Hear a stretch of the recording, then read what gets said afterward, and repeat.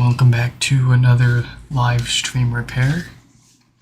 I think I fixed that second gen HomePod with the ghost touches that we were looking at the other day.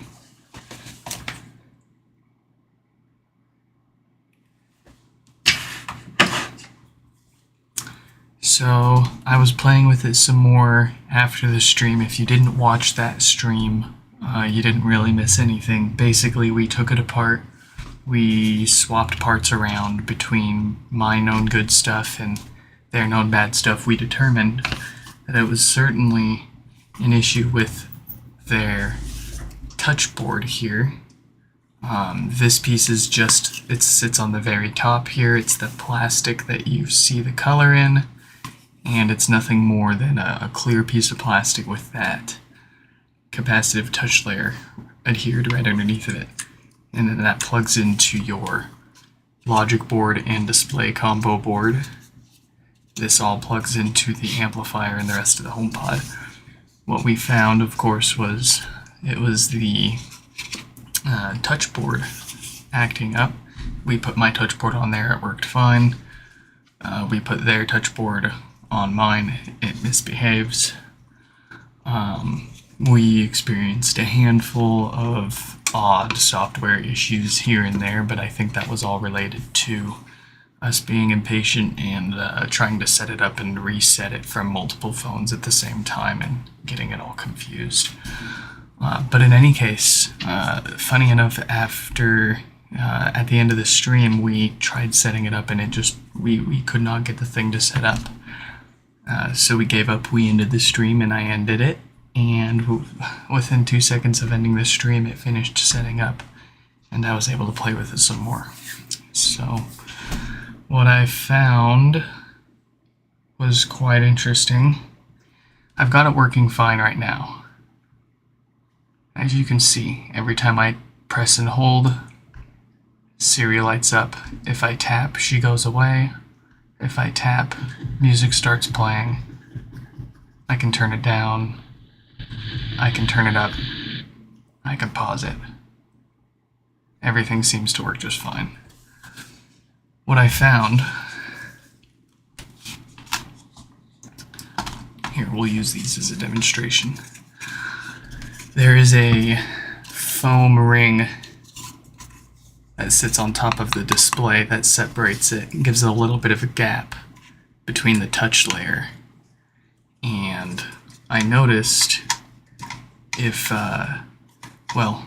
what I noticed was when I don't tighten these screws down all the way, if I leave them loose, works just fine. If I tighten these screws down all the way so that the display is as close to the touch layer as it is from the factory, it seems to misbehave. So I've thought about it, and I think I came up with a fix using some stuff that we have sitting around, and I'm sure that you can find online. I have tons of these rings that go inside of the first gen HomePods and help seal the subwoofer to the shell and keep things together. But if we take one of those screws out,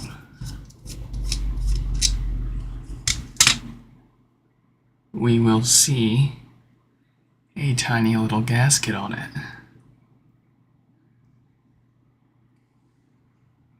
And I think what I can do, I've got plenty of these screws sitting around. I don't need to take any away from these rings that I've already got ready to go. But I've got plenty of those screws sitting around with those gaskets.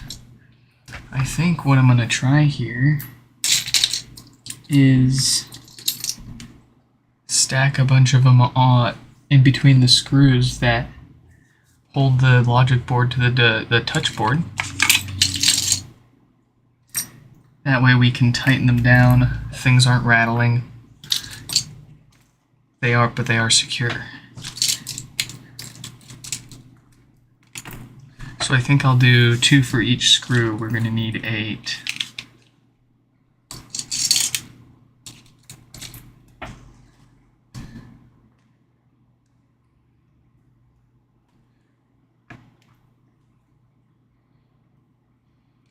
What I imagine is happening is the foam here that spaces the display between the touch layer is deteriorating. It's compressing over time. And I guess leading to either things touching things that shouldn't be touching things, or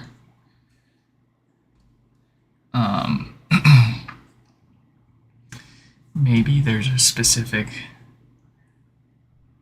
amount of disk space in between that's supposed to be between these components. Like there's a certain tolerance, and once they get too close, they start interfering.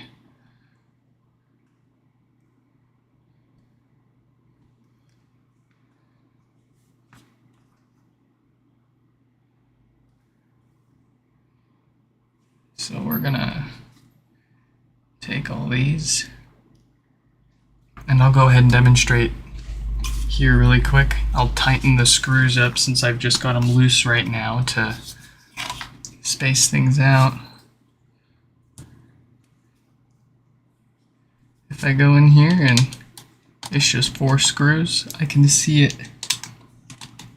get closer and closer to the touch board.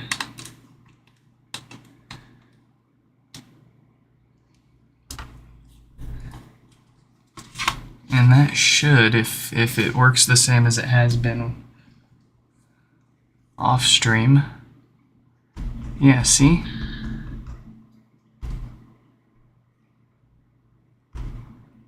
I got no Siri now. There she is.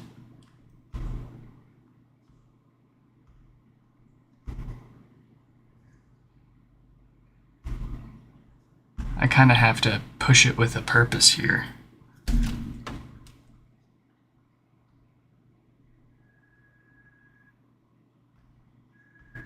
So let's unplug this. I think that is a valid theory. Let's get this unplugged.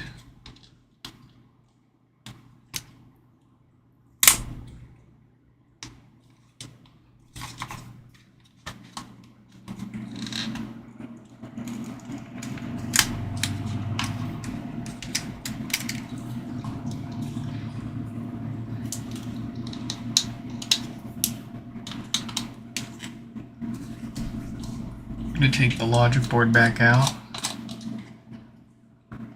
Well, I figured it out by accident. I think the touch board does not like to be a certain distance from various components. Because if I tighten the screws that hold the logic board to the display, it stops working. But if I have them in just loose so that everything is 1, 2, 3, 4, 5, 6, 7, I need one more. So that everything is secure but not like squished together, then it seems to work great.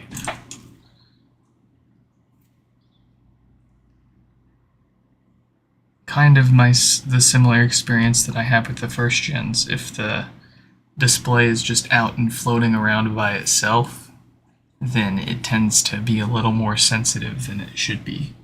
It makes sense. Okay. And also, this is my logic board. I want my logic board back. So, my logic board I set up, it finished setup like 2 seconds after I ended the stream, which was really funny. I didn't need to restart anything. There's no preventative maintenance for this one, yeah. At least until we find other things that, it's like the first gen. At first we didn't do anything, we didn't replace anything preventatively except for that diode. And then once we started seeing the filters go bad by themselves, we added that to the list. It'll probably be the same for the second gen. Just a matter of time before we see what needs attention. Okay, So this is going to be the tricky part, getting all of this. So I think what we can do is get one of our screws, put a gasket on it,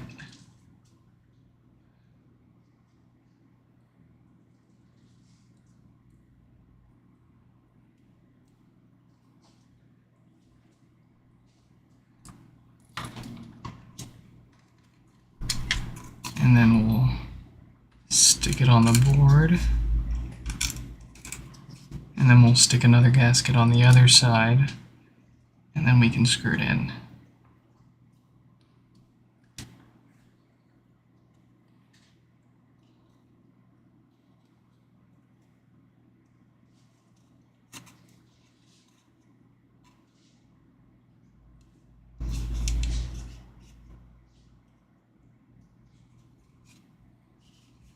Alright, that looks like it's holding by itself. That's cool.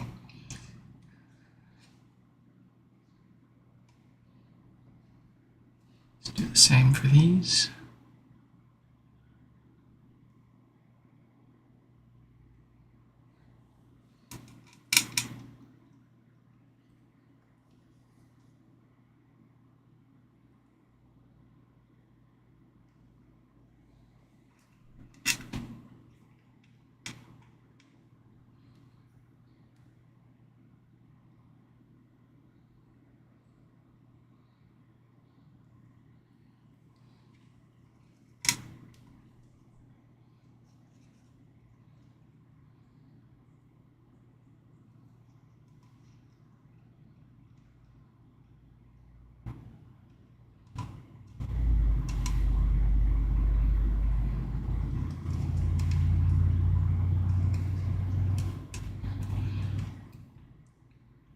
We'll see if this makes a difference, or if maybe I'm totally wrong. I've been on the wrong track this whole time and it's just gonna start misbehaving again, and it's just a completely unsolvable, inconsistent issue.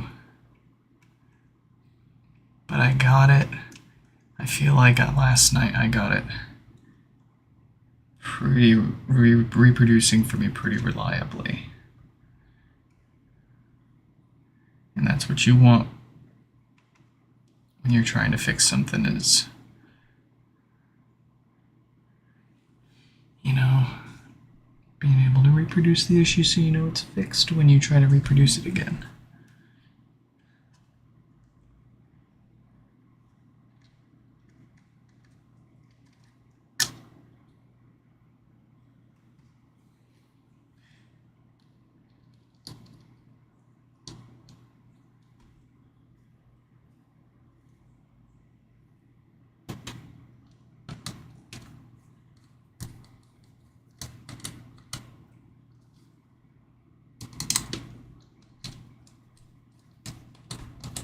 I think that worked because it's not poking through as much as it should, or as much as it usually does.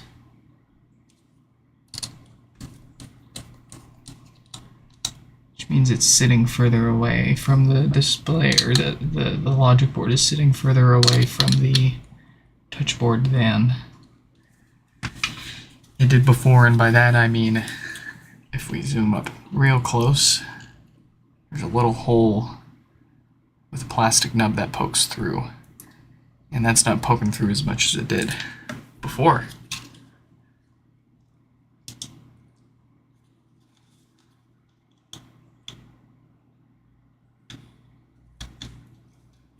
Alright, we got that all in. Let's make sure everything else is nice and tight.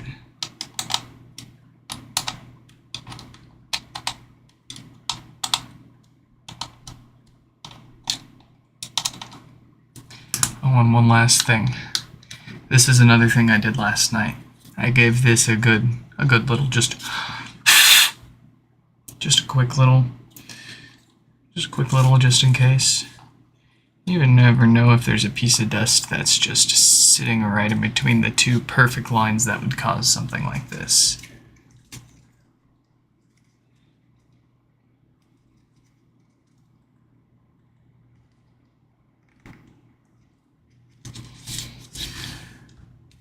And then we can put this back on. We'll screw it down to make sure that with everything screwed into place that it behaves as we want.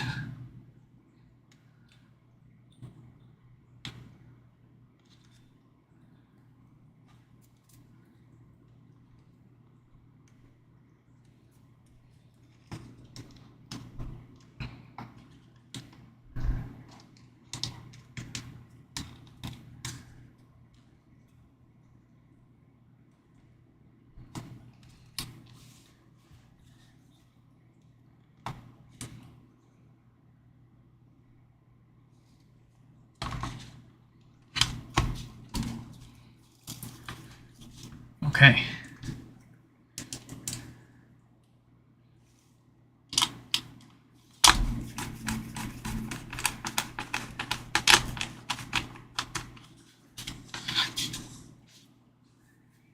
Yeah, I saw that Reddit post. I replied to them. It's a good thing they have Apple Care.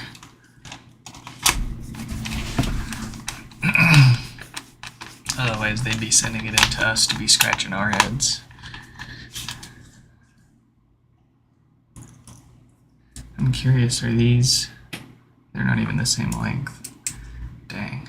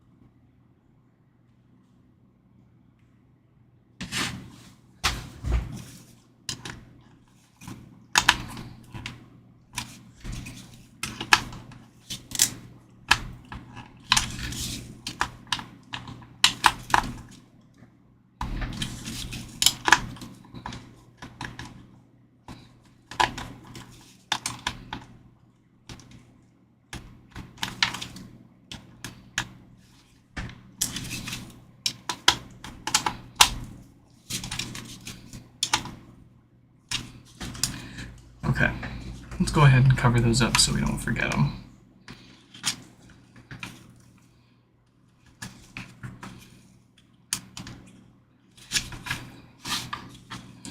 And then we'll see if this behaves the way we want still.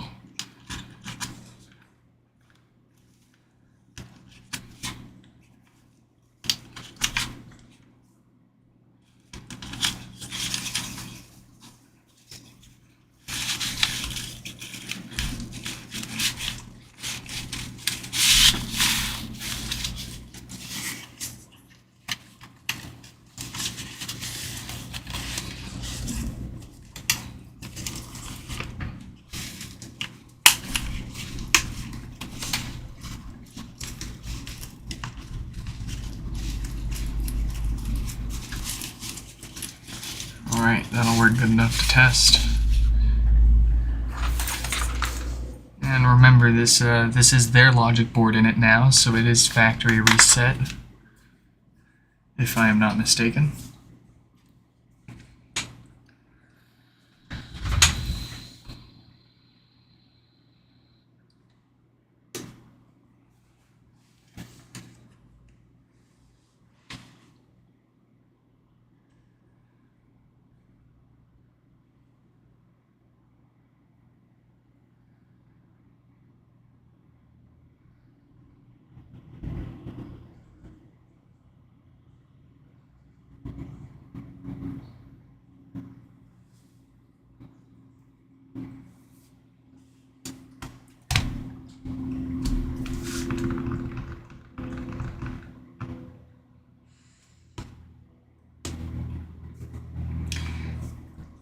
Give it a second. It might be restarting and getting it going.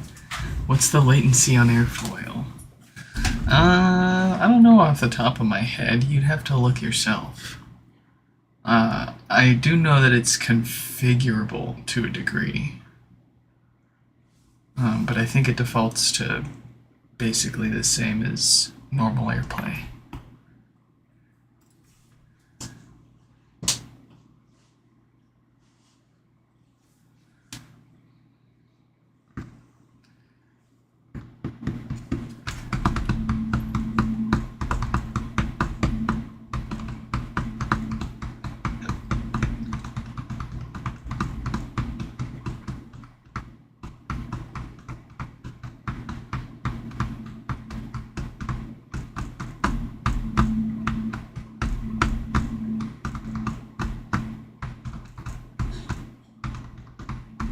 Have I tried AirParrot? It's been a long time since I have tried AirParrot, like years.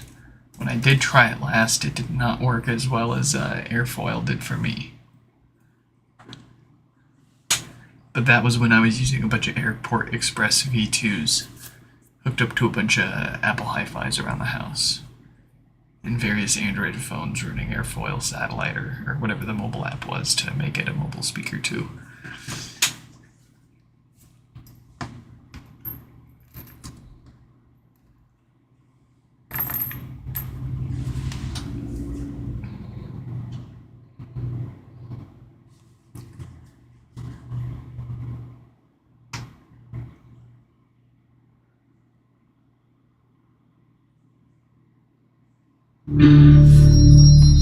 Alright, let's set this up.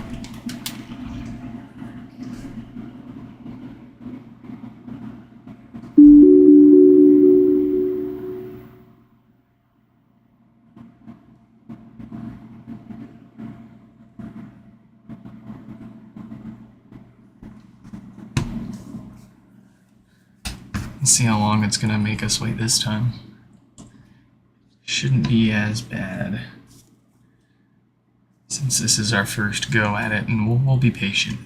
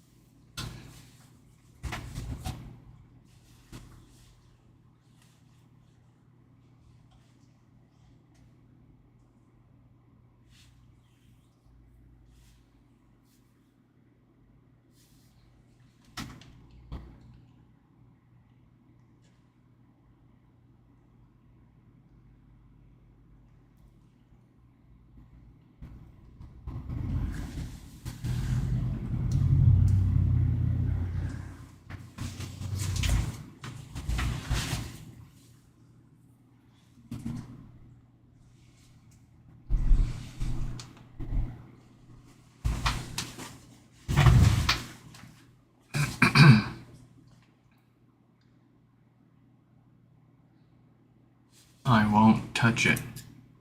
I will be patient. it will work.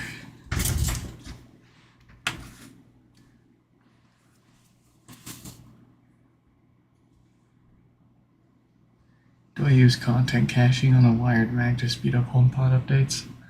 I don't know. I do whatever the default is. And I hit update all, and it updates all my HomePods at once. And generally, updates only take a few minutes, 5 to 15 minutes for the whole house.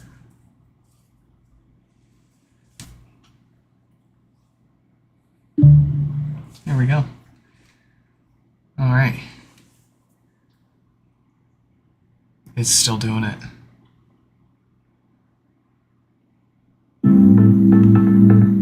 Okay, here's a station just for you. Yeah, it's still doing it. That is so weird.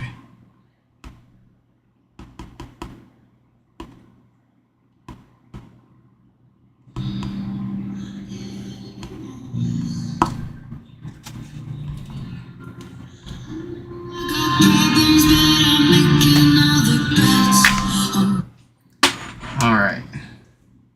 Well, okay, so that... I mean, we got it set up again. But I guess we need more space.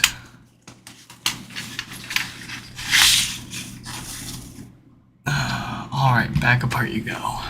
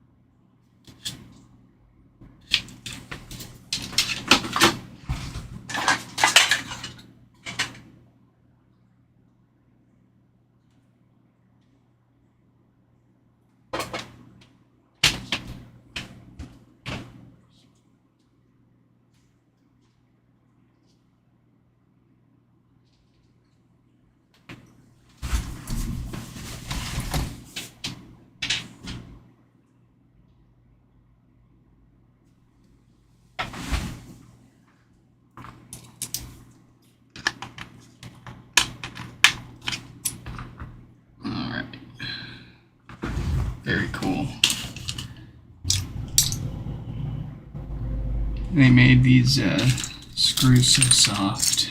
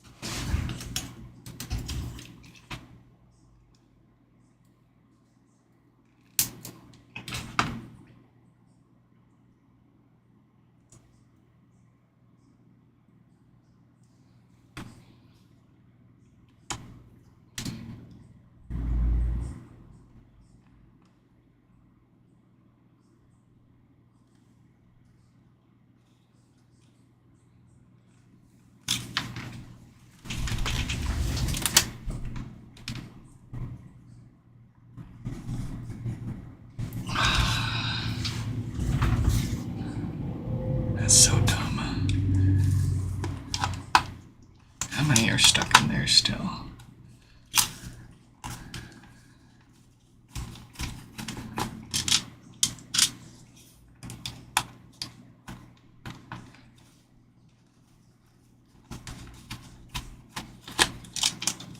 Okay, just the one.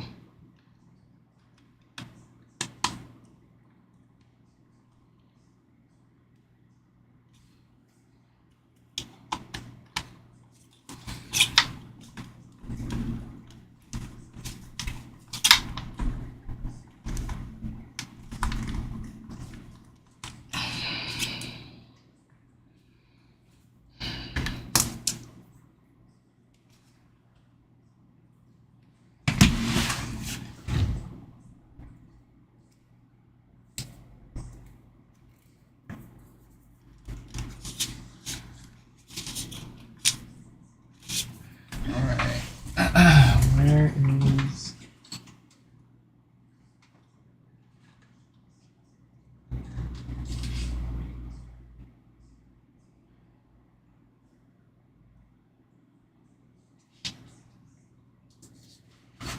Let's try this one.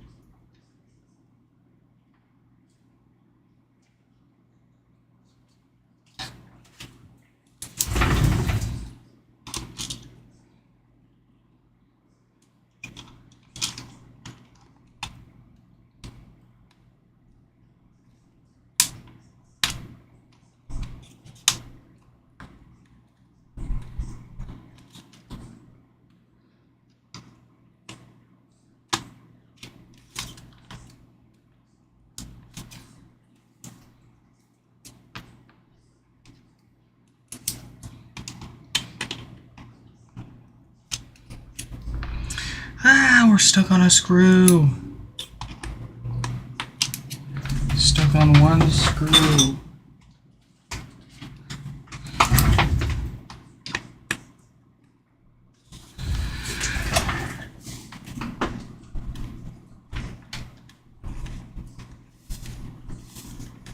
I got it. Yes.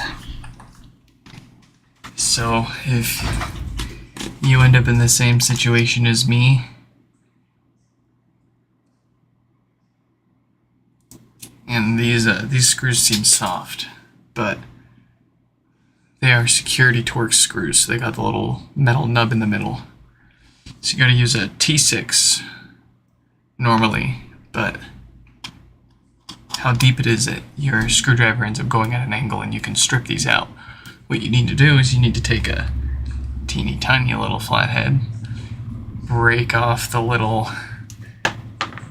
nub in the middle so that you can fit a slightly larger P6 in there, pentalobe 6, and there you go. I'll go ahead and replace that with one of mine so we don't run into that again. I don't want to run into that. I don't want to deal with that again.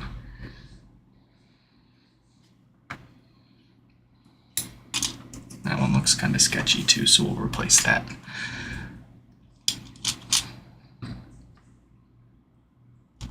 Okay, so is it still sketchy?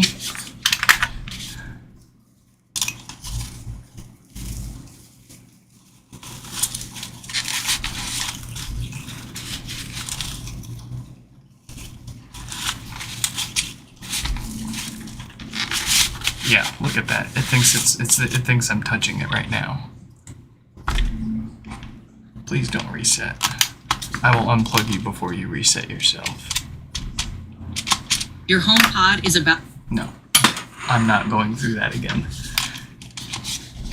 Okay.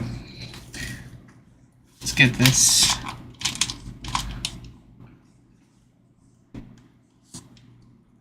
Off.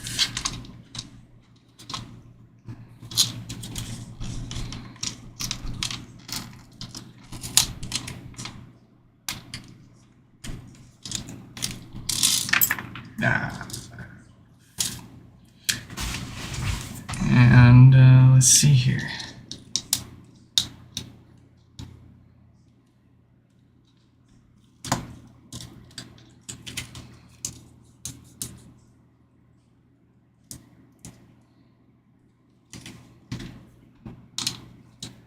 Suppose we could loosen these up a little bit more.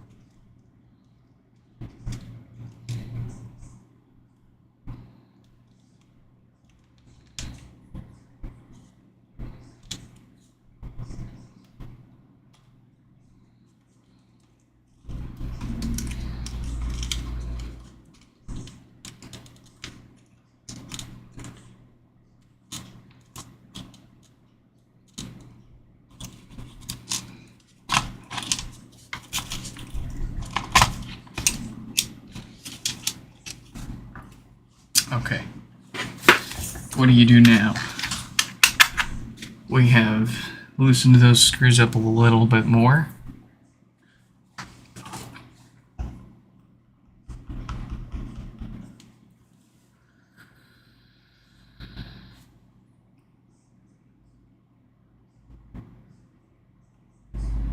Would you look at that?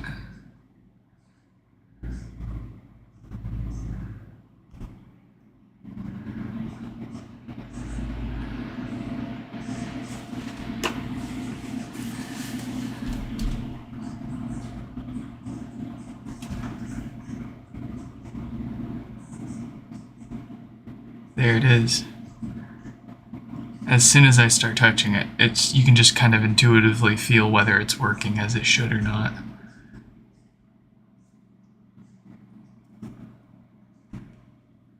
That works great. On it. Yeah? Turn the volume down.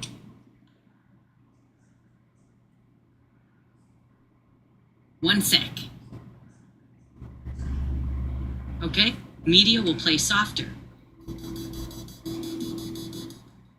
Fantastic. Touching any of this?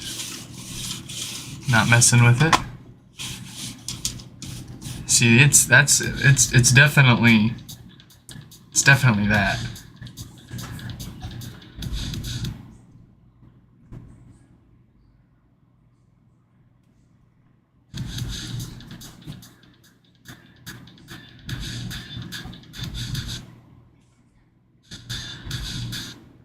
I'm afraid if my theory about why this happens is correct, them just sitting around is going to cause the problem, since it's the foam here that spaces the display and logic board from the touch board here. And as that ages, it's going to allow them to sit closer and closer together. What's weird is how far apart we have to make them for it to work. It looks farther than normal. Like if we look at how close mine sits in comparison,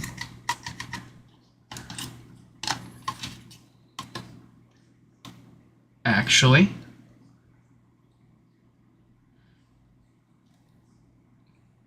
no. I think that is it. Because if we look at mine, the plastic nub also doesn't poke through the board. Without the spacers that we put into theirs, that plastic nub was poking clear through, indicating obviously that this board was much closer to the touch board. I think we nailed it there. That all makes sense when the looser I have the screws holding those two pieces together in this one, the better it works. But they do need to be together, because we can also see the same problem if they're completely separated and hanging out, just floating around, as we've seen on the first gens. That all to me makes sense. I don't want to leave it that loose though. I'm sure the subwoofer is going to shake it apart. So we do need to add some physical amount of space in there. Or using a physical object to add that space. So we can put this back together with confidence.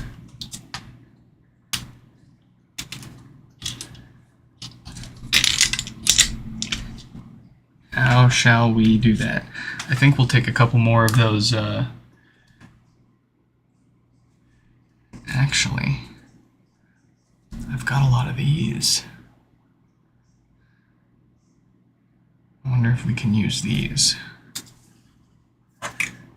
If we just slice them up. These are the gaskets that hold the screws for the subwoofer on the first gen.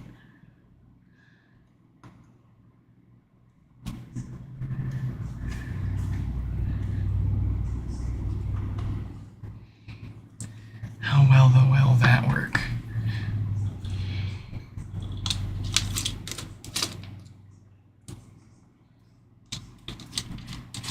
Hope it's not too thick.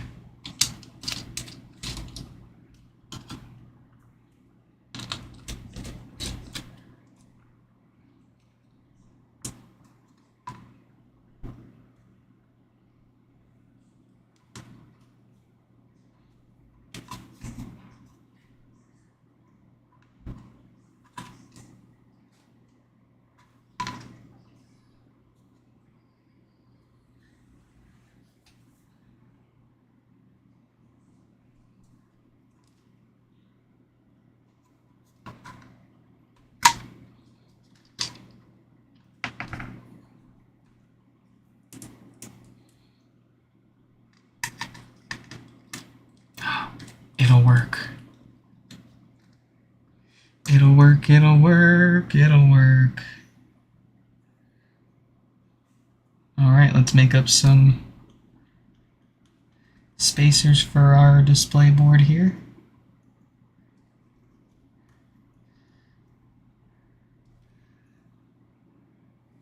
There's a second one. Just need one more of these.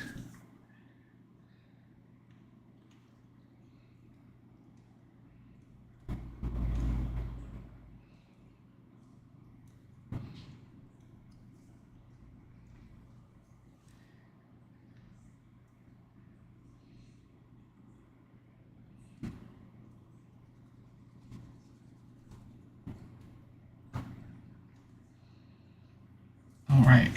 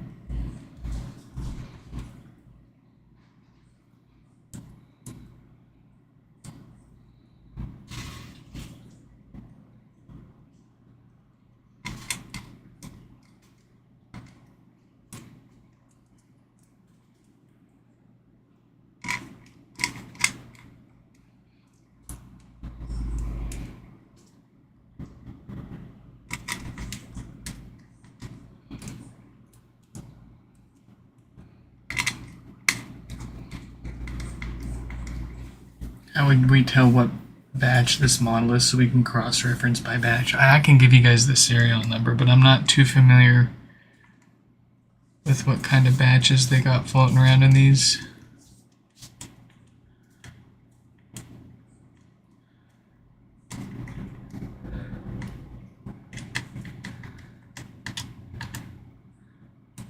Alright, so I'm going to tighten these down as far as I can and see if that will work.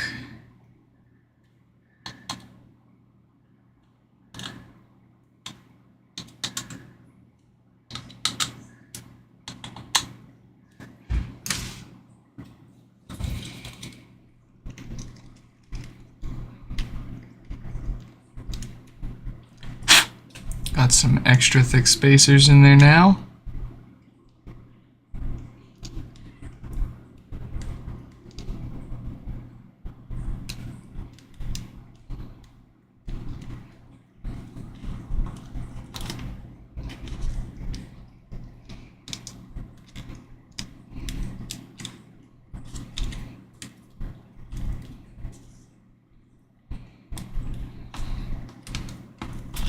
Oh.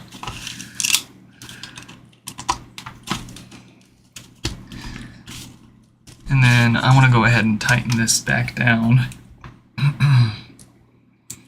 Dare I? Yeah.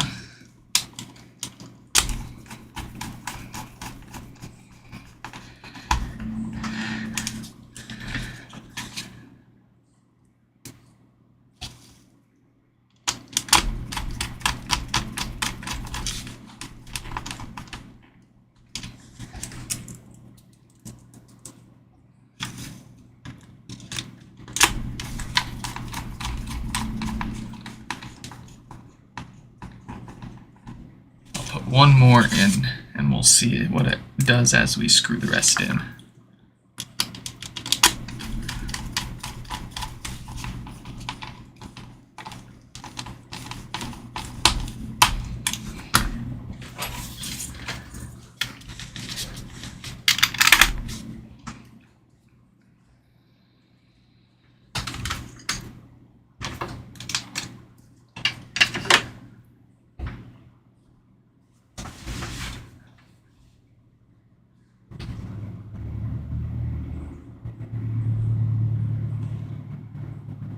Yes.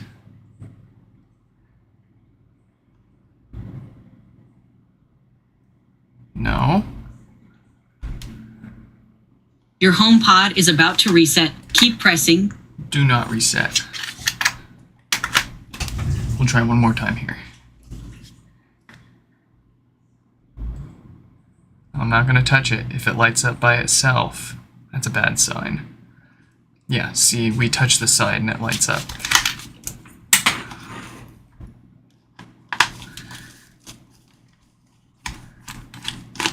Let's take this back out and loosen the screws a little bit, since I did tighten them down all the way.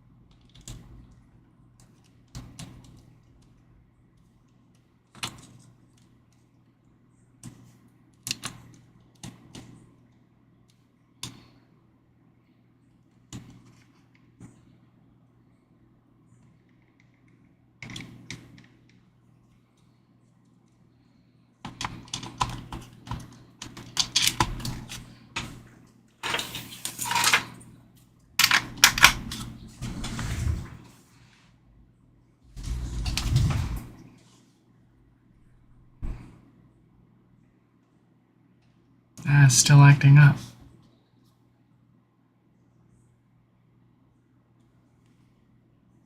All right.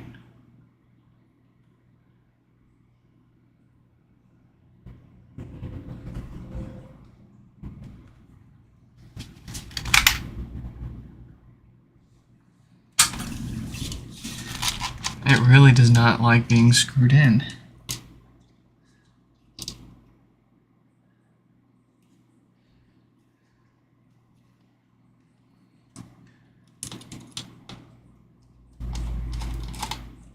Let's just take one of these out and tighten the other three. Let's see which one of these it is that's causing this.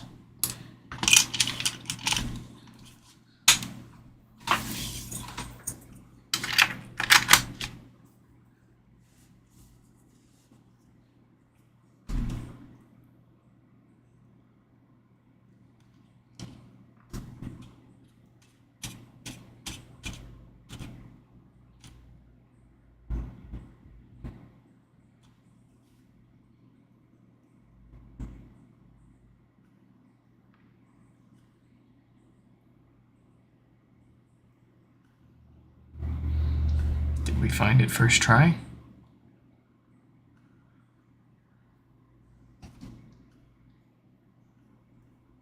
I'm having trouble connecting to the... Oh? One moment. You see that? And I guarantee you, if we put this screw back in and tighten it down, Still on it. it'll start misbehaving. We won't even turn it off. But, oh, it works great right now.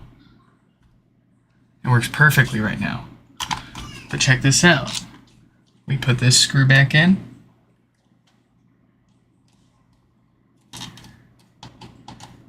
Tighten it down.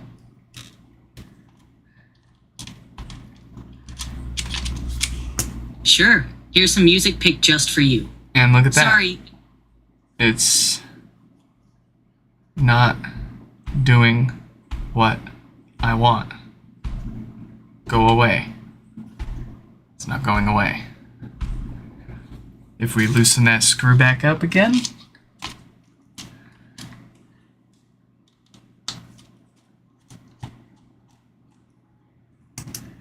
all the other ones are still tight. I'm sorry. That was a weird voice. I think we made her unhappy that time. Hey Siri, are you okay?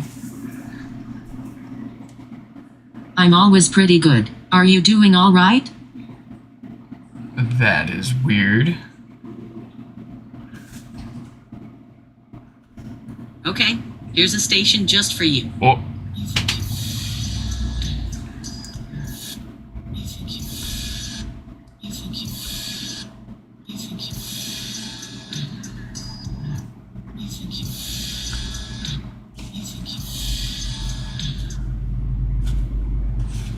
So yeah, isn't that strange?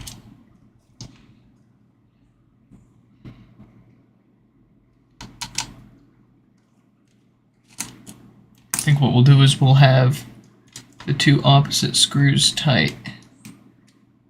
And we'll have the two of the four not in there at all.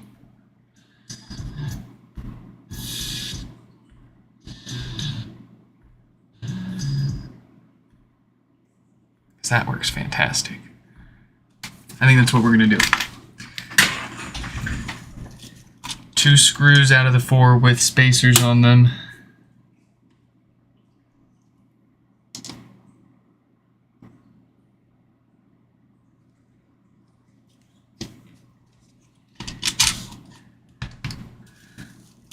One last time, hopefully. Let's put all these screws back in here and see if this is working.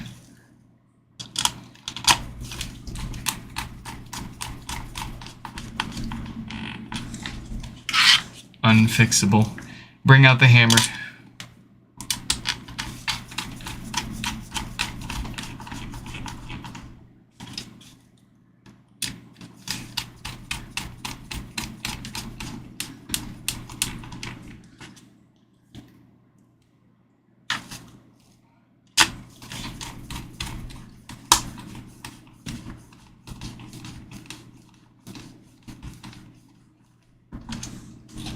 Let's see, maybe putting the screws in for the basket tweaks it in a way that makes it unhappy again.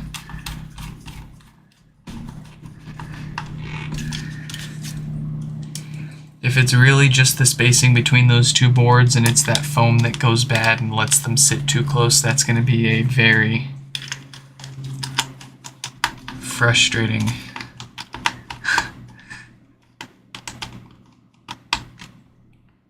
ordeal. Not for us. It's a relatively easy fix.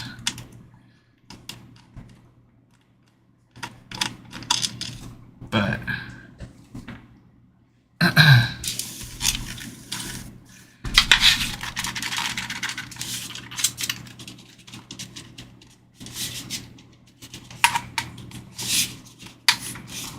where's the rest of them?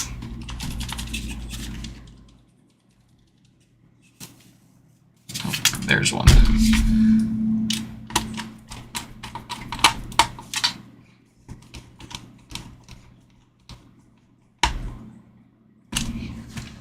Here's one.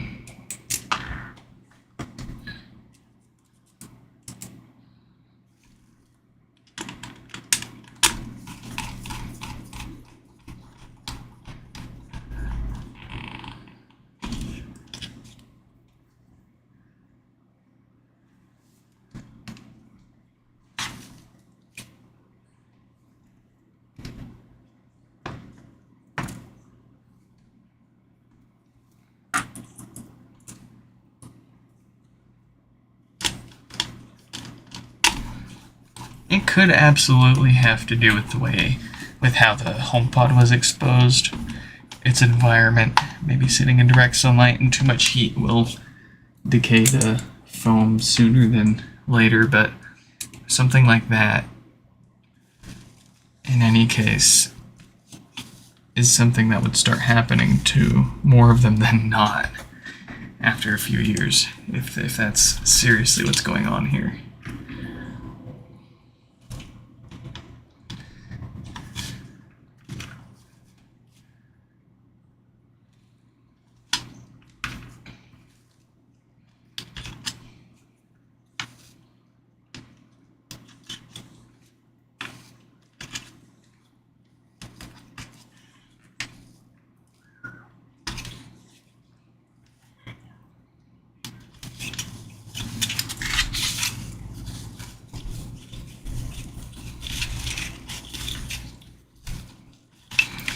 Zip zop, boop bop.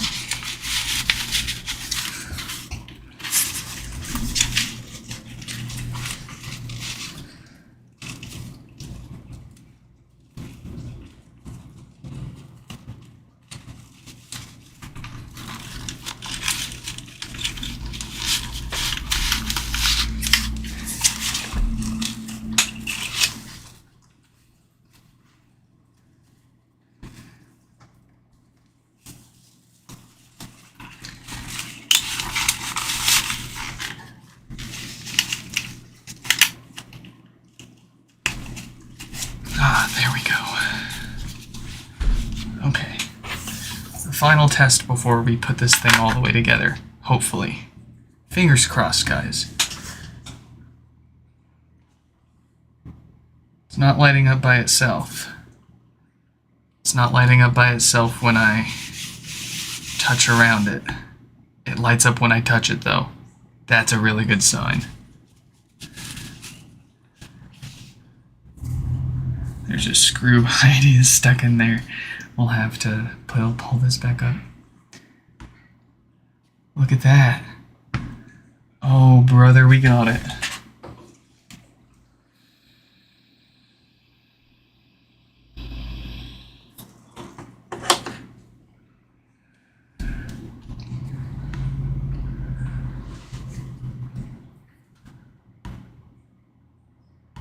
Look at that.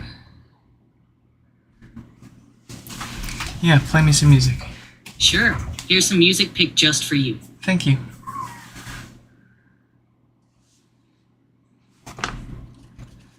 Look at that. Haha. Beautiful. Sorry, there was a problem with Apple Music. No. Okay, here's a station just for you.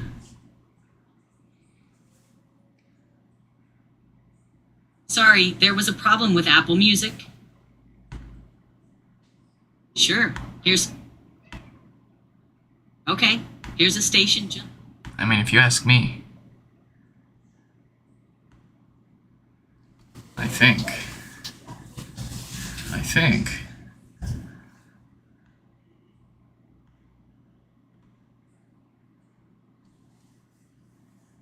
think.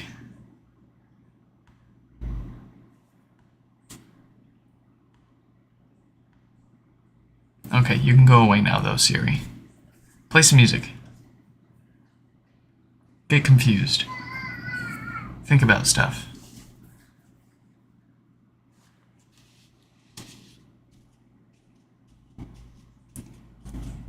Still good touching around it.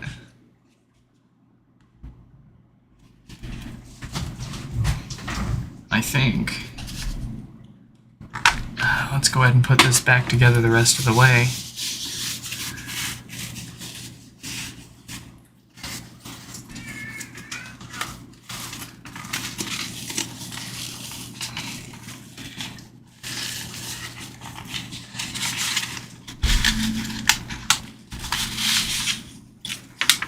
There it is. That extra screw. Back down you go.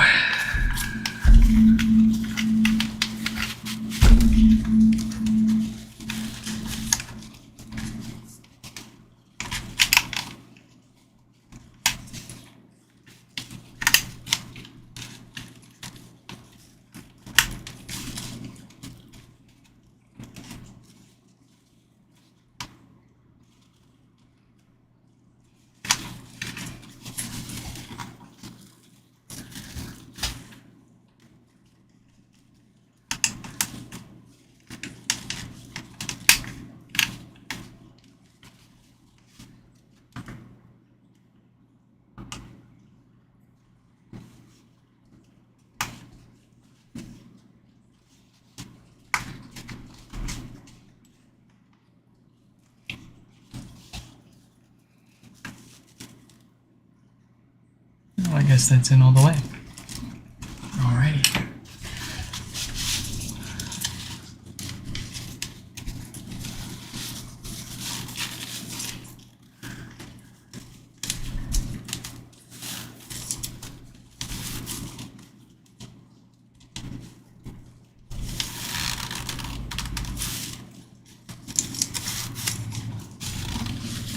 Okay, it was this guy.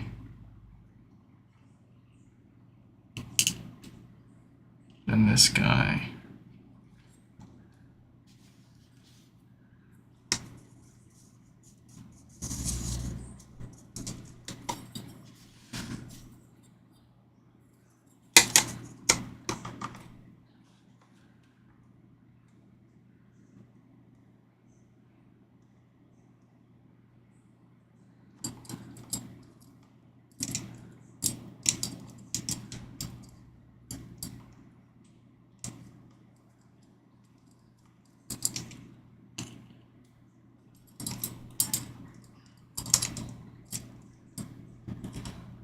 We're gonna thread all of these screws in just 1 or 2 threads so that we can use that to hold the sock of the mesh in place, and then we can pull the drawstring for the outer mesh tight, hopefully. It looks like it almost slid all the way through. We got really lucky there. Goodness.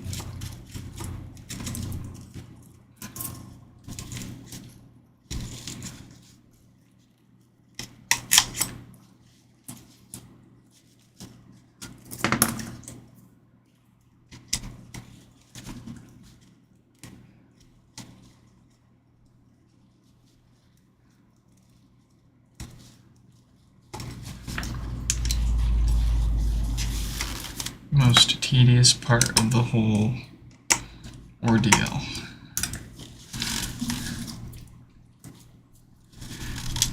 This alone makes me not want to work on these, but no one else works on them.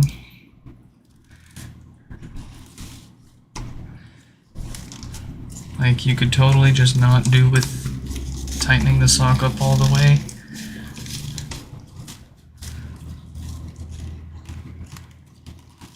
I don't think this is going to help us, unfortunately, either.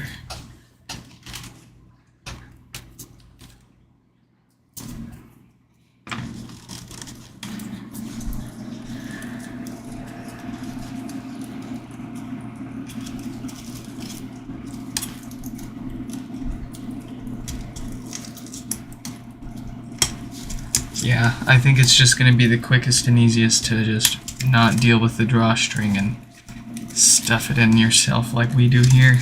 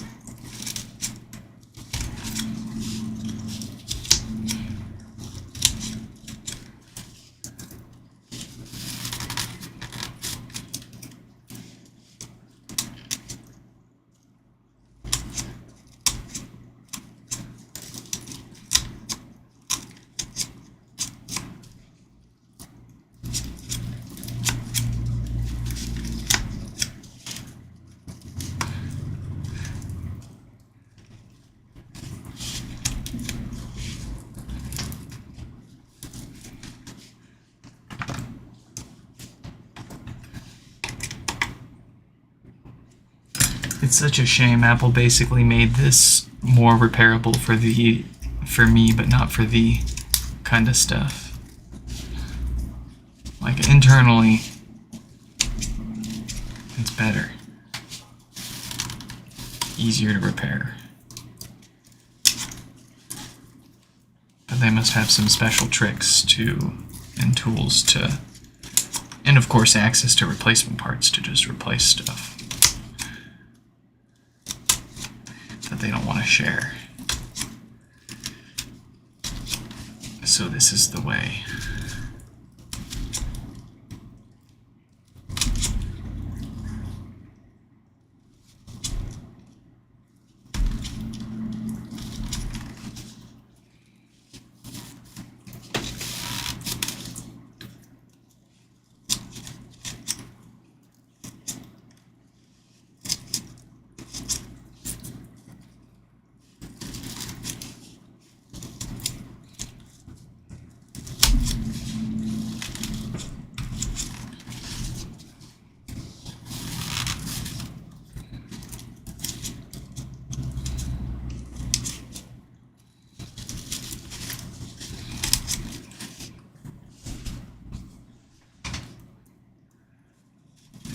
If you super glue them together, then you can't get them back apart.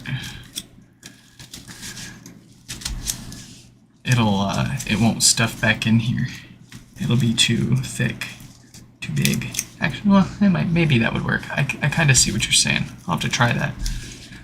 But I think there will be problems with being able to either get it off or put it back on if you glue it together a specific way.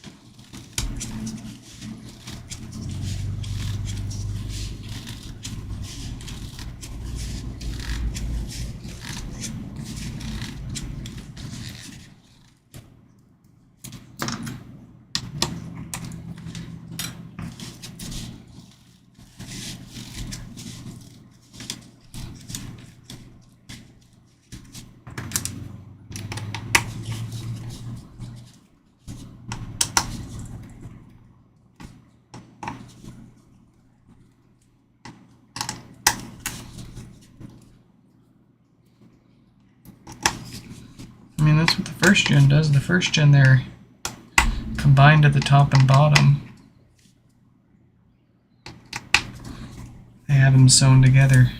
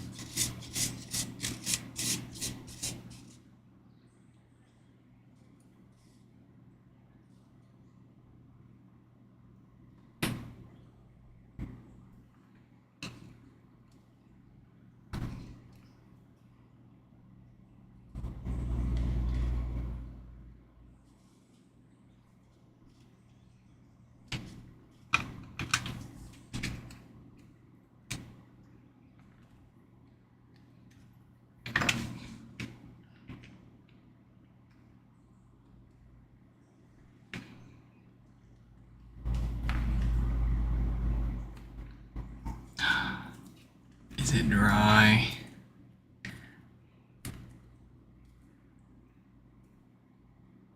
Oh, no, we just have only a little tiny bit in there.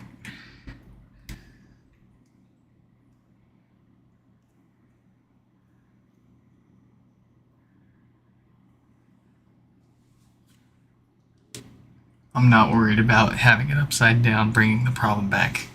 And if it does, then it's not fixed.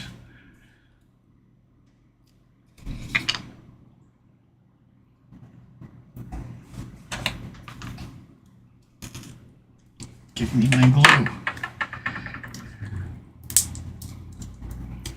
Ah.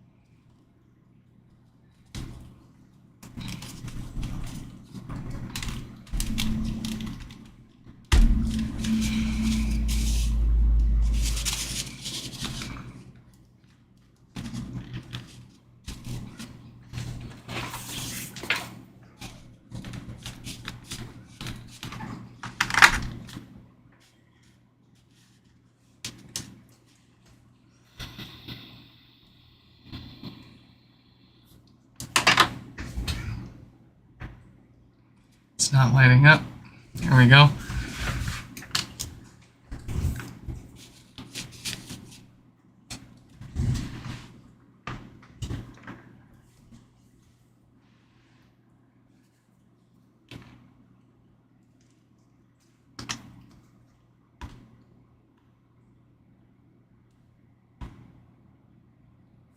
I'm having trouble connecting to the internet.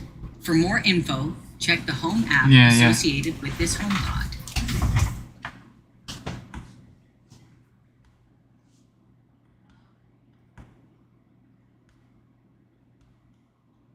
Hello?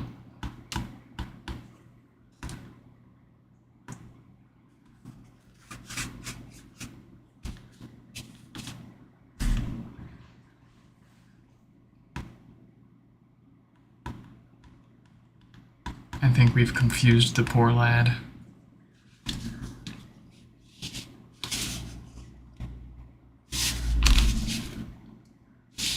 I'll give it a second.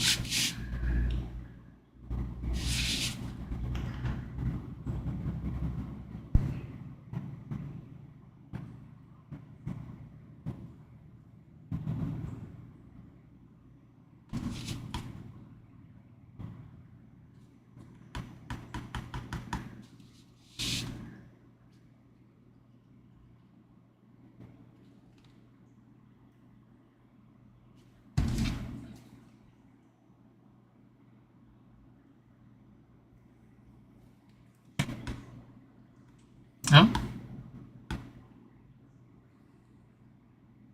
Yeah, I think Sure. it just needed a Here's second. some music picked just for you.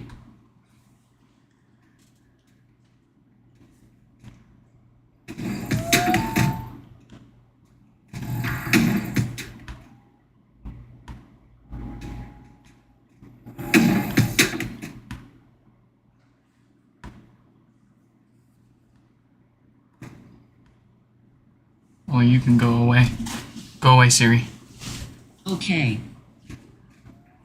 Okay. Well, aside from Siri being Siri, I think this is working. Go away, Siri. Go away, Okay. Siri. Alright. We will test this some more just to be sure, because the last thing I want to do is go through all that, charge them money to fix it, send it back, and them have the same problem. But I'm going to, I guess, do a write-up on that. Seems like second gens have an issue with the foam going bad, separating the display from the touch board, and I don't know. Why would it be so sensitive to that?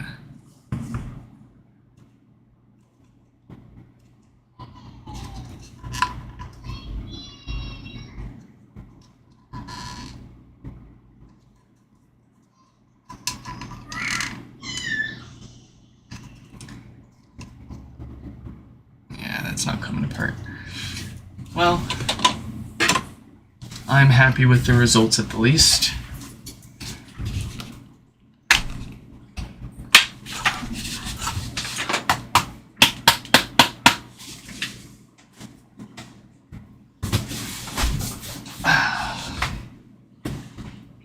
So let's go ahead and move on finally to their other HomePod here. It had the blinking volume buttons. We attempted to restore it via USB. It failed. Told us it probably had some kind of storage chip issue. So we're gonna get this apart and get it fixed. Already talked to Yan about getting this one done. They said, do what it needs. Where's my mouse? Oh. My mouse doesn't work because the keyboard's not plugged in.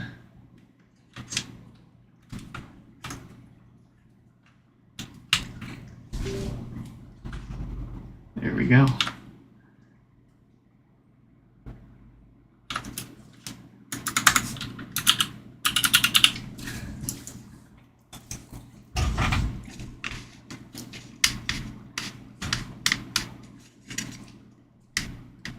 All right.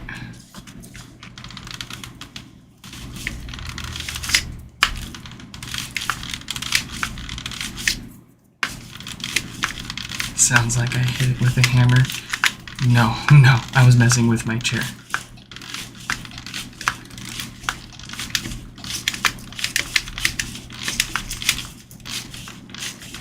Do I like the space gray or midnight HomePod color better?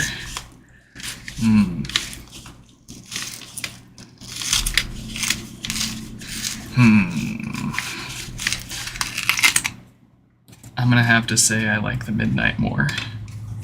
It just looks like it ages better.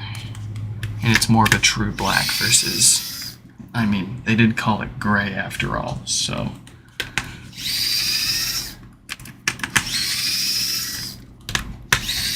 tough choice between the two.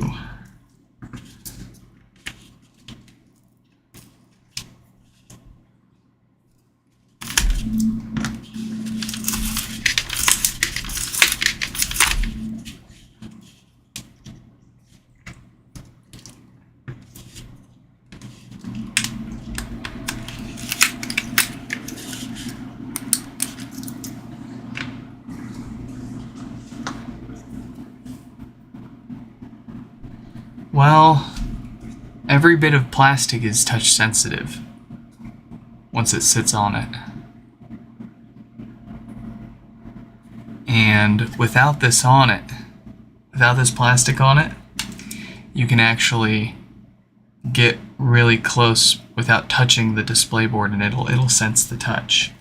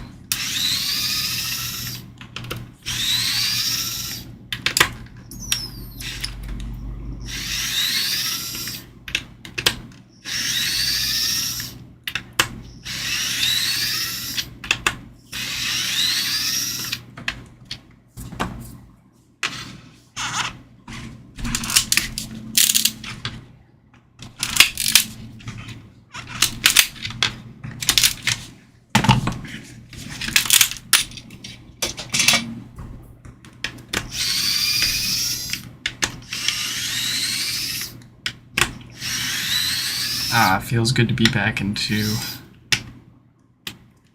familiar territory, i.e. the first-gen HomePod. What's your favorite HomePod mini color? Well, it's hard to say, because I've only gotten my hands on a bunch of black and white ones, and I only recently got my hands on an orange one, and I think the orange is beautiful. So if you ask me between black, white, or orange, orange is my favorite. I haven't seen the blue or yellow yet. I want to get my hands on one of them.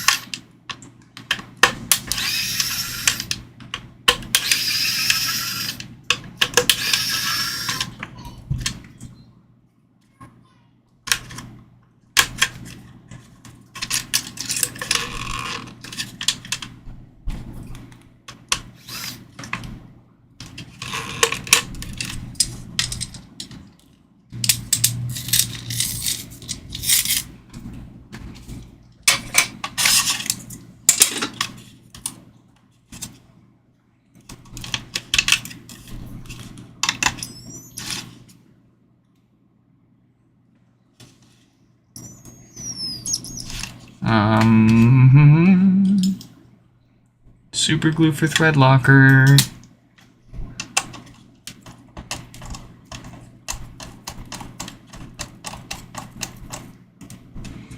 I do not want to deal with extracting a broken screw or stud today. There we go.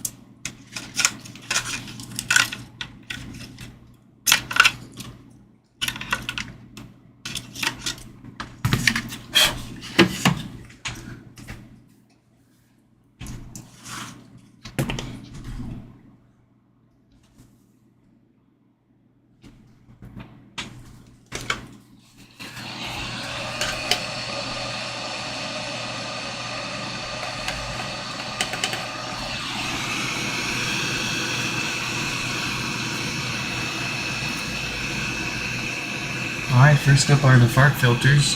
These love to go bad over time and cause all sorts of bass issues and death farts. So we're going to get those replaced. Keep this HomePod happy and healthy.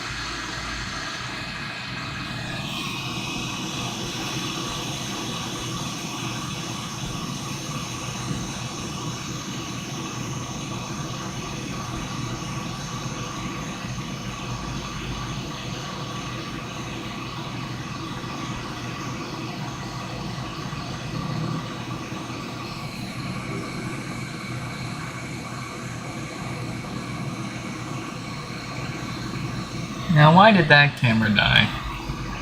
Oh, I wonder if the battery died. Sometimes it can't charge fast enough to keep up.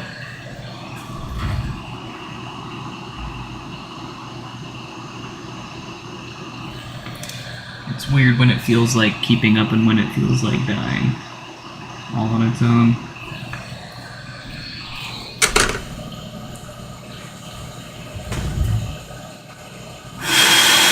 Alright, fancy fresh new filters.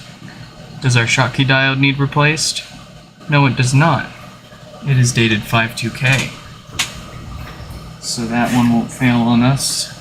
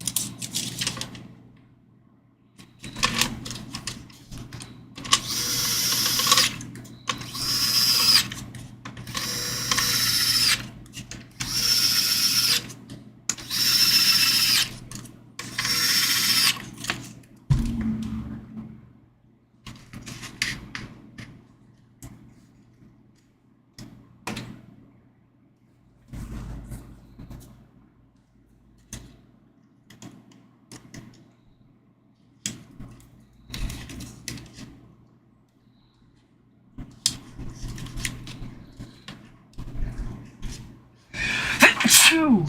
Wow. I almost popped my eyeballs out. Oh, there's another one. Achoo! Nothing more terrifying than having to sneeze while you're driving.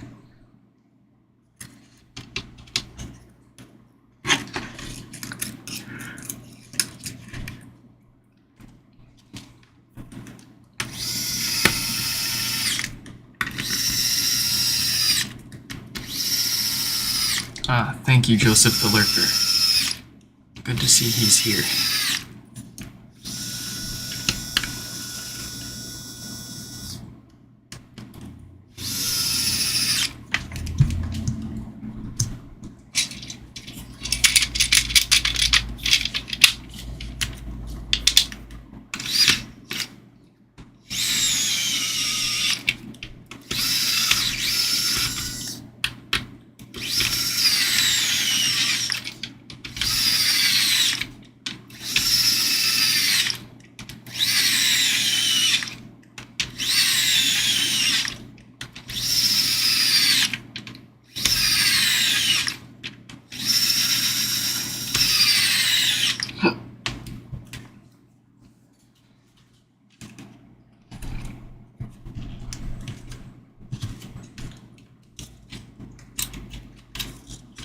Oh, this is the bad logic board.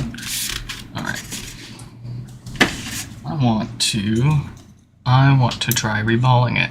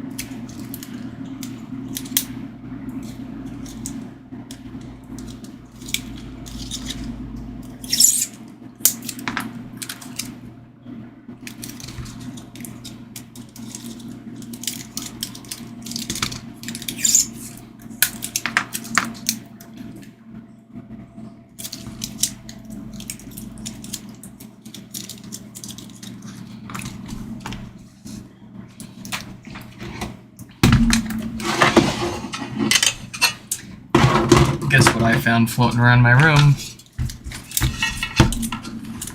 My frickin' helping hands.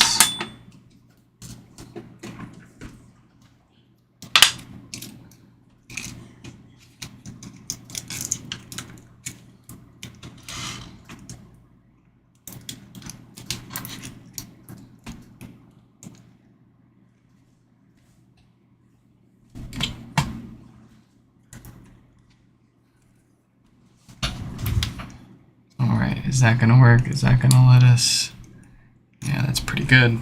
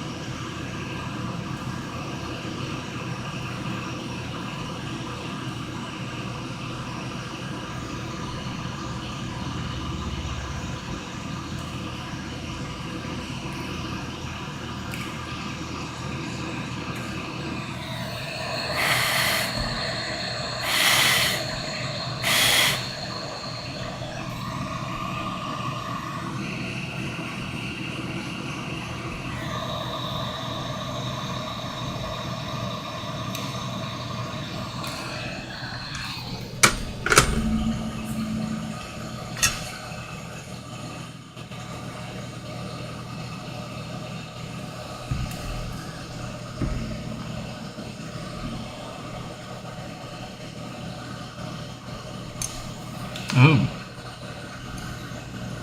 Yeah, it's certainly got a couple of dead pads on there. One there, one there, one there, one there. That one was halfway out.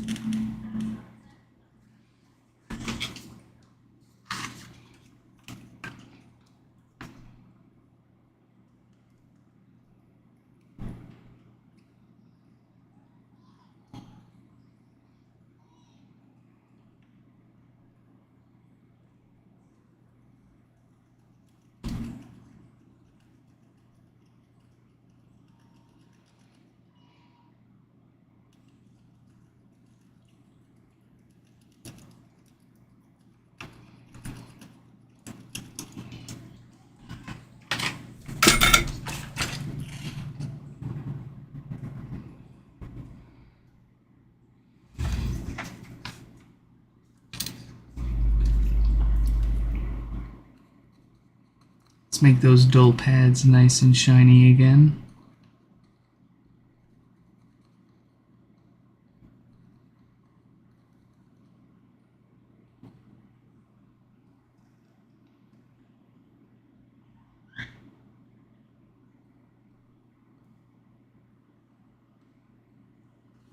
Okay.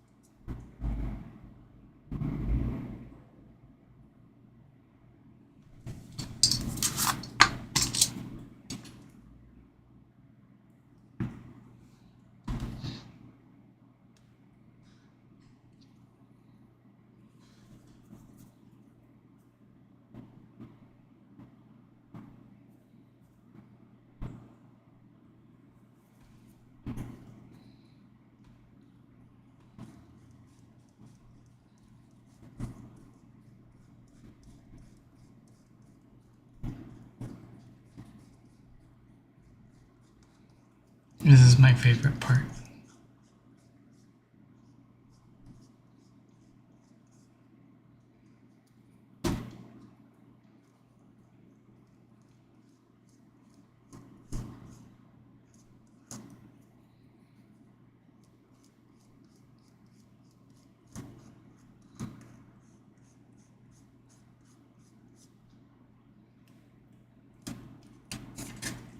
Yeah, we didn't need to do that much, but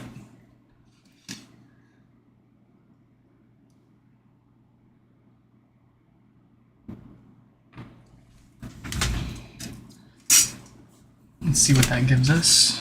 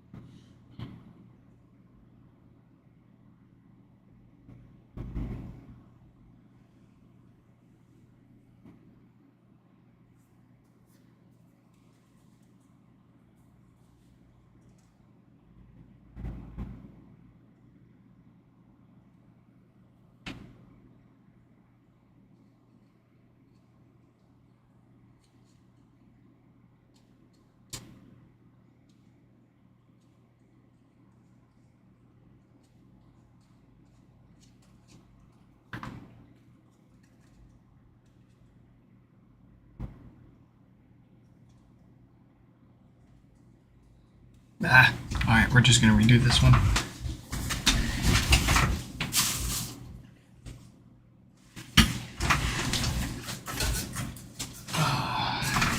I won't claim to be a proficient expert at this yet. I haven't done too many of them.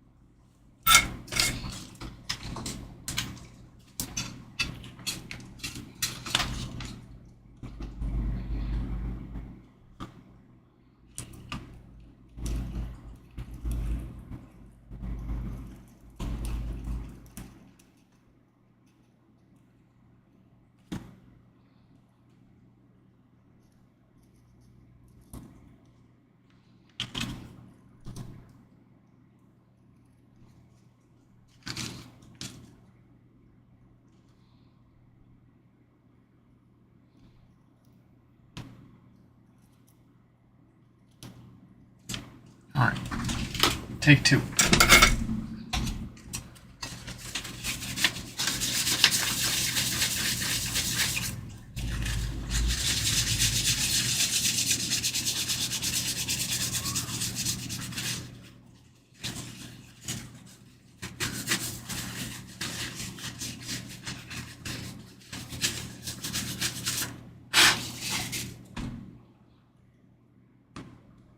If any of you guys have any recommendations for a proper BGA jig, I am all eyes and ears, because obviously this is not how you're supposed to do it.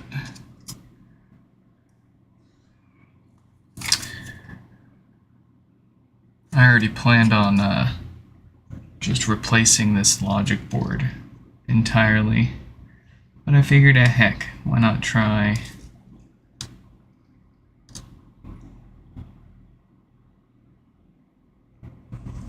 reballing this sucker just for kicks.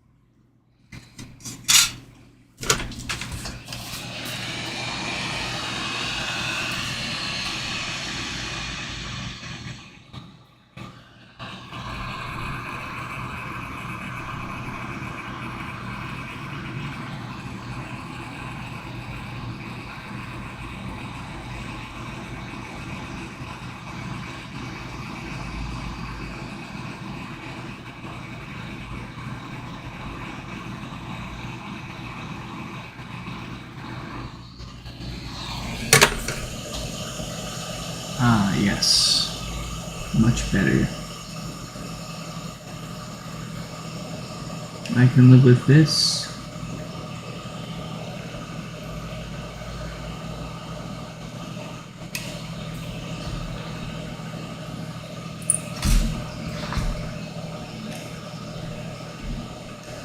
Unfortunately, even after all of that, we don't even know for sure if it's the storage chip that's died or if it's just the BGA that connects to the chip that died, so it's kind of a crapshoot repair.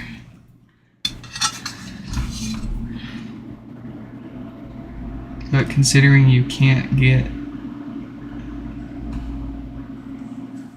a replacement logic board from anywhere, it's a worthwhile endeavor.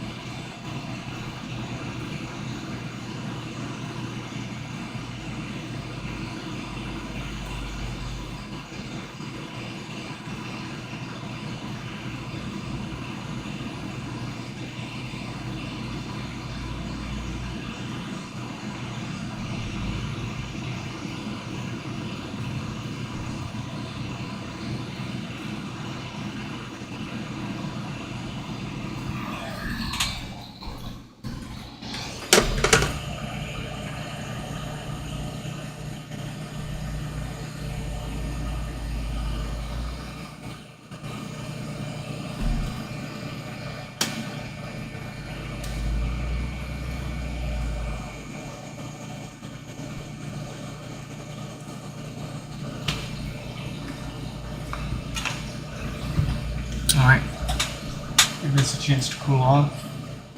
We'll see if it works.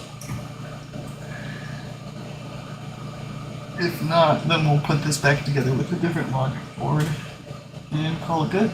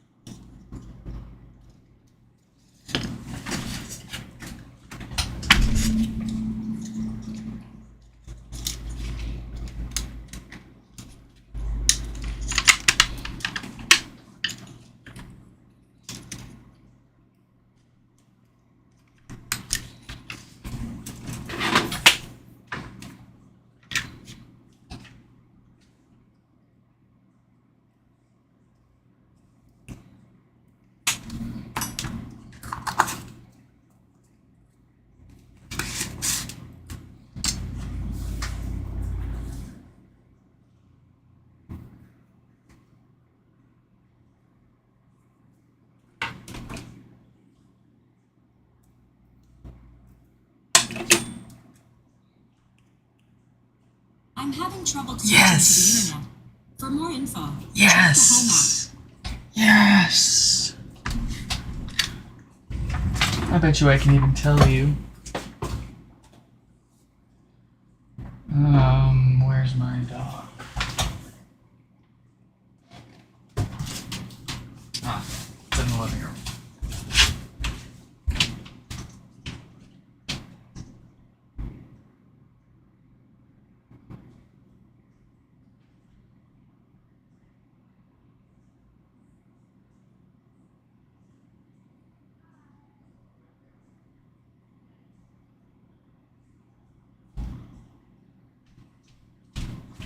Yes, yes, yes, yes, yes. Oh, buddy, I love it when it works.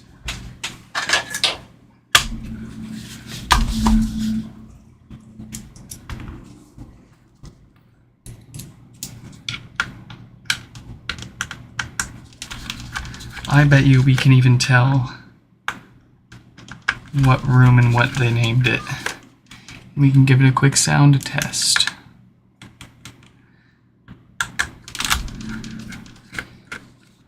Finally, I've done so many of those reballs now, and by so many I've done a dozen or so by now. But I've done so many of them off camera and pretty much every time that it works fine for me, and then we go and we do it on camera and go figure, it doesn't work.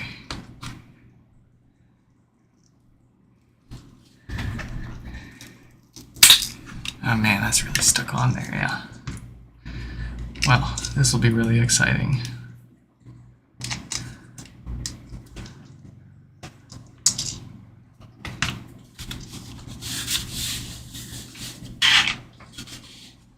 Let's get this put back together the rest of the way first.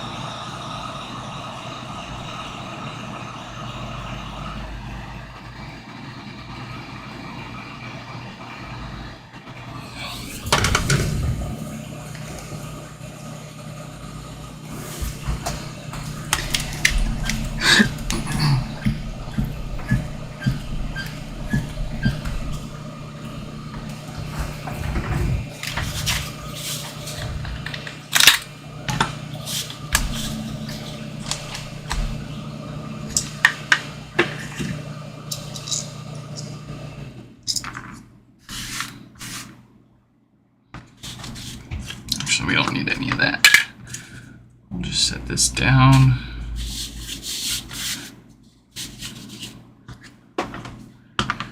Don't worry, the docks that I sell have the power cable and the USB cable coming out the same way.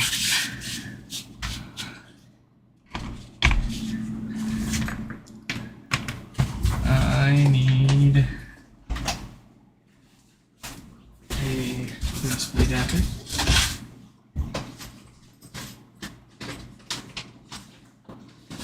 How convenient. I've got one right here. Let's get this booted back up.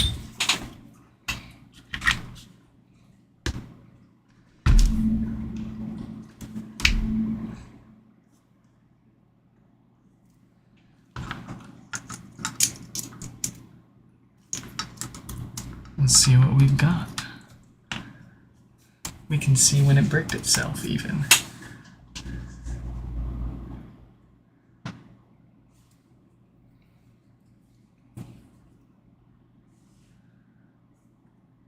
So we've got living room on OS 16.5. Can we play to living room?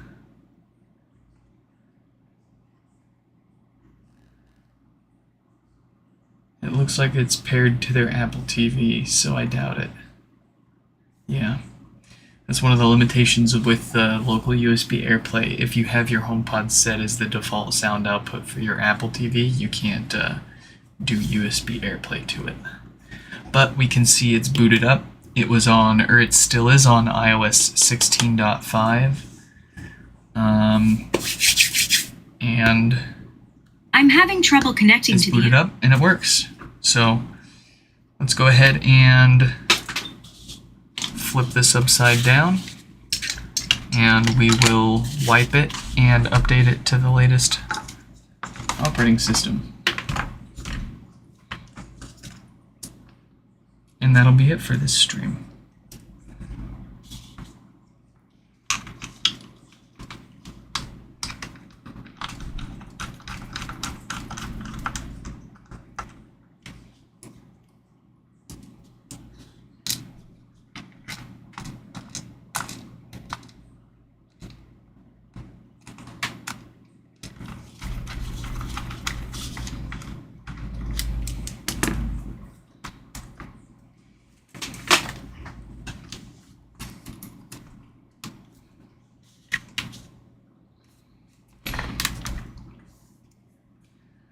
All right.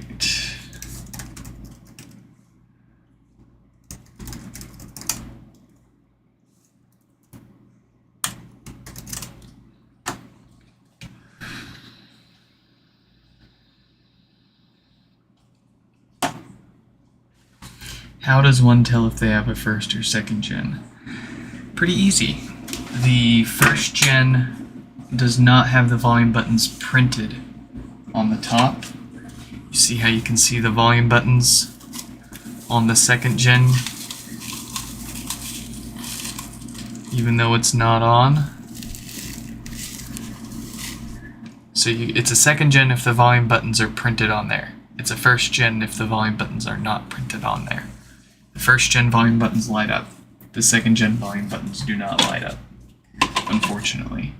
Which means if you're trying to adjust your HomePod's volume in the dark, i.e., you know, in a home theater environment, if you're watching a movie, you can't see the volume buttons. Great design. Another win for the first gen.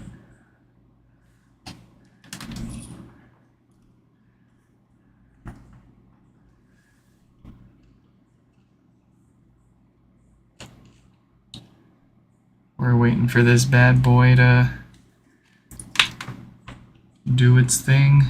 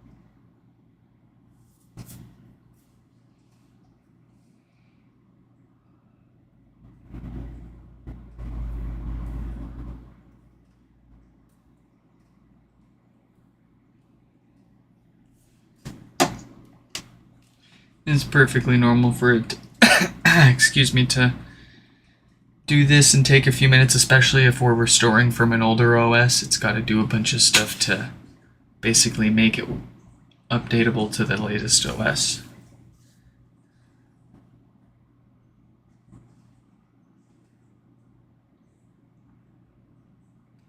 .1 beta 6 just got pushed, I guess. My phone just told me. I am never going to upgrade my 14 Pro Max from 18.1 beta 5 though. Or 4 or whatever I'm on right now. That gives me that. Give me. Give me, give me. Forever I shall stay on 18.1 beta 4 with the sparse restore bug.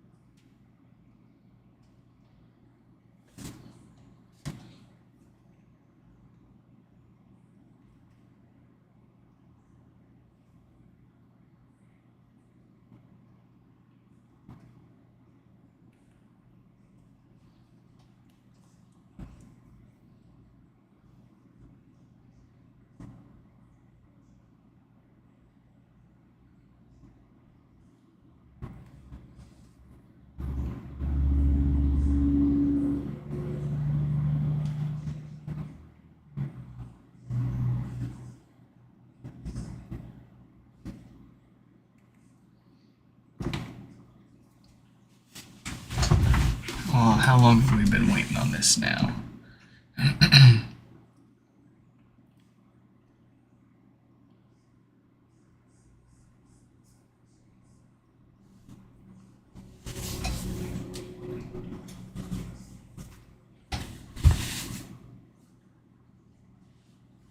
I'll give it another minute or two and then maybe we'll try it again.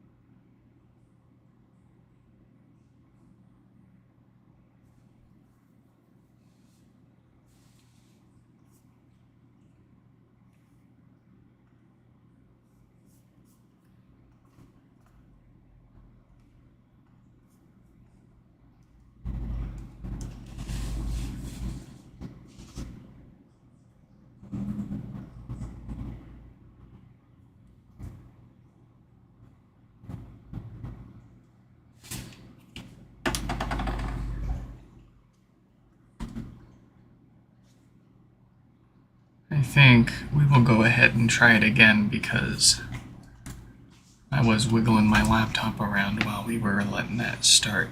Entirely possible I bumped it the wrong way.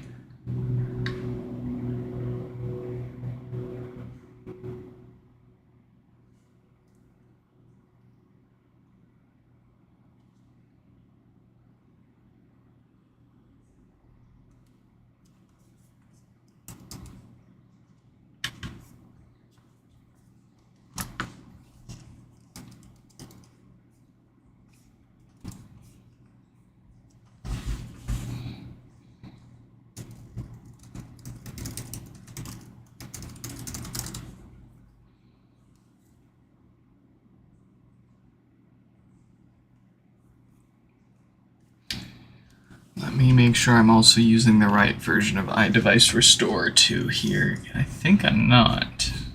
I think I'm using the broken one.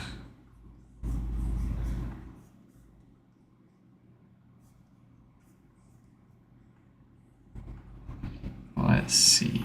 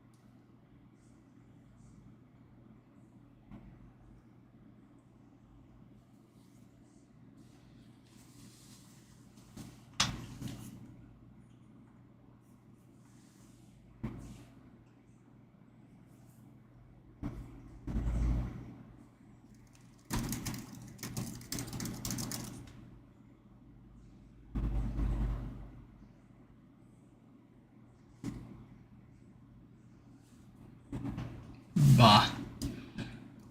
Why does this not want to restore?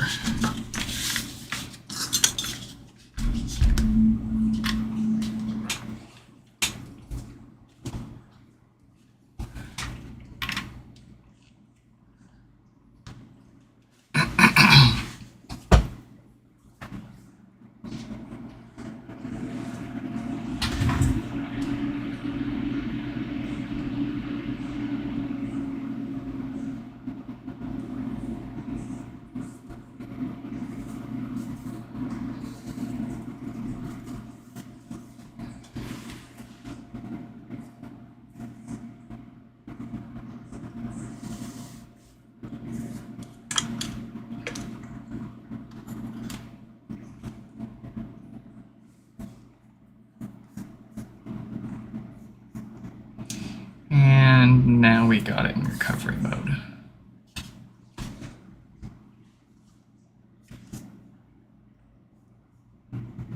Let's do this. Let's just restart everything, because I've been messing a lot with my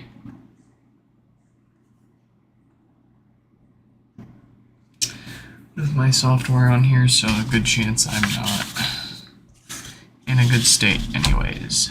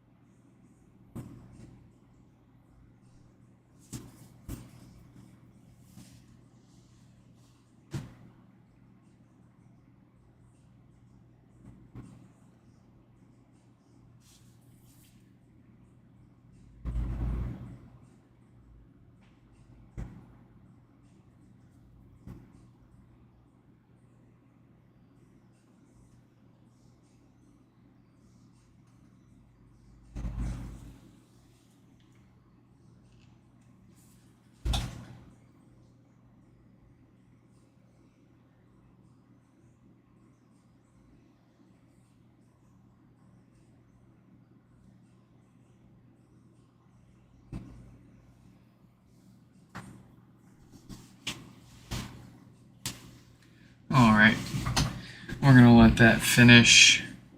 We're about out of time here, so I'm just gonna let this wrap itself up. But shockingly, we got everything fixed up today. We got that second gen figured out with the space between the display board and touch board. We reballed the NAND on this, and we're waiting for the restore to finish up, but I'm getting hungry and I can't sit here and stare at this any longer. So I hope you all enjoyed this live stream repair, and I will catch you in the next one.